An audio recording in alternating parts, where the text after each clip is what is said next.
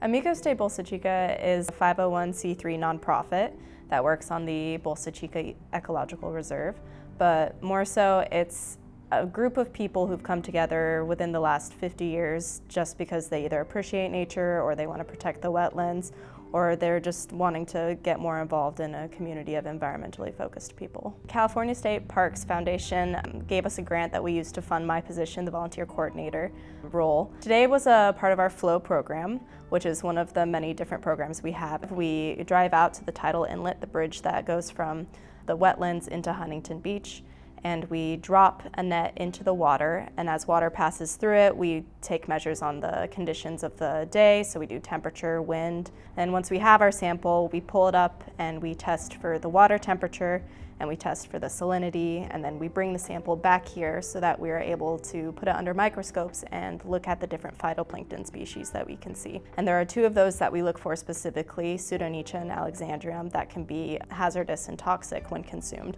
And if we see those, then we make a note of it and we report it to the Department of Public Health so that they can let anyone know in the area not to eat shellfish, because those can roll up the food chain and end up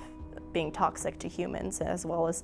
birds or sea lions, anyone who sees it. Since I've joined in my observations of the FLOW program, in the last couple months we've had a huge increase in volunteers. Not only that, but we get a lot of inquiries from people who are looking to get involved in citizen science. It's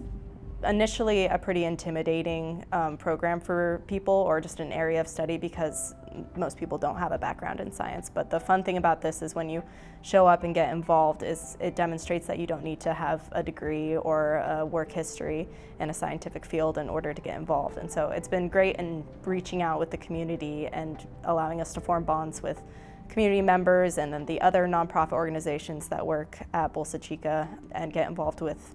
state departments. It's really opened doors for, I think, Bolsa Chica.